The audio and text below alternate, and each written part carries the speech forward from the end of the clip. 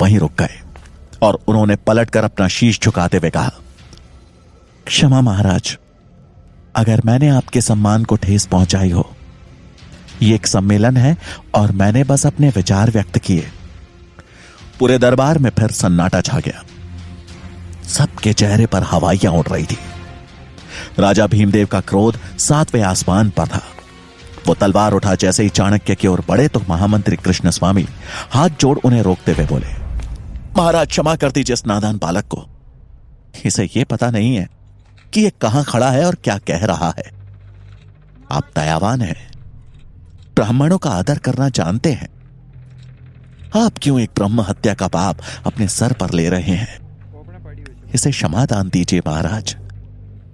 चाणक्य ने भी राजा और वहां उपस्थित सभी लोगों को नमन किया और राज दरबार छोड़ जाने लगे।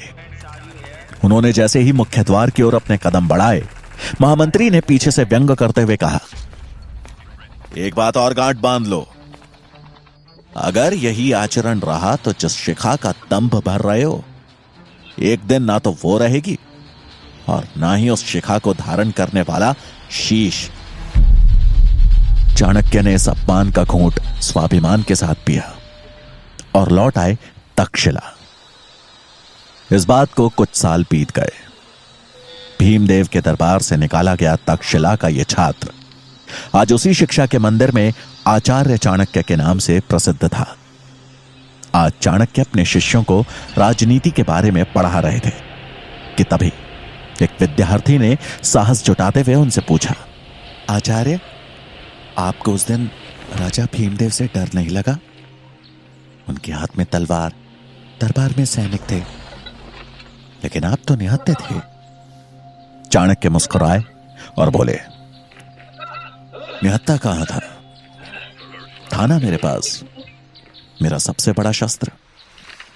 यह सुन वहां बैठे शिष्य एक दूसरे का मुंह ताकने लगे। चाणक्य ने उनकी विडंबना भांप ली। बोले, बुद्धि, यही मेरा शस्त्र था और है। एक बुद्धिमान व्यक्ति अपनी बुद्धि, चातुर्य और विवेक से किसी भी युद्ध में विजयी हो सकता है, फिर चाहे परिस्थिति कितनी भी बुरी क्यों ना हो। यह सुन छात्रों को यकीन हो गया कि उनके आचार्य कोई साधारण आचार्य नहीं है। चाणक्य अगला पाठ शुरू करते कि तभी उन्हें तुरंत पुस्तकालय में पहुंचने का संदेश मिला। पुस्तकालय पहुंच चाणक्य को वहां आए एक संदेशवाहक से पता चला कि गांधार के राजा आंबी ने बिना लड़े ही मैसेडोनिया के सम्राट सिकंदर के सामने आत्मसमर्पण कर दिया है और अब सिकंदर की नजर संपूर्ण भारत पर है।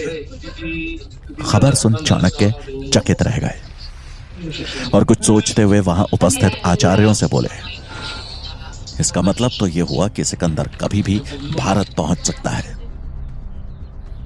हमें भारत को बचाना होगा और यह तभी संभव है जब भारत अखंड बने। मुझे शीघ्र यह बात मगध के महाराज धनानंद तक पहुंचानी होगी। चाणक्य की बात सुनकर आचार्य मेघनाथ हंसते हुए बोले, आप जानते हैं ना धनानंद कैसा राजा है और भला वो आपकी बात क्यों मानेगा? यह सुनकर चाणक्य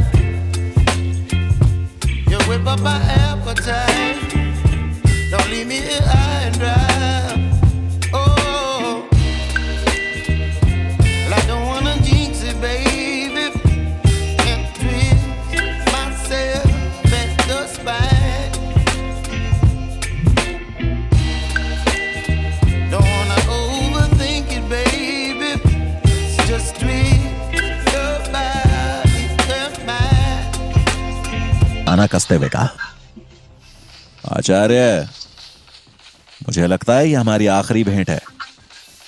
आप मगध से वापस आएंगे भी या नहीं, इसमें संदेह है। क्यों ना आखिरी बार हम भोजन साथ में करें। चाणक्य उनका प्रस्ताव ठुकरा कर आगे बढ़ गए। उनके जाते ही मेघनाथ मनी मन बोले, इस बार तो ये नहीं लौटने वाला।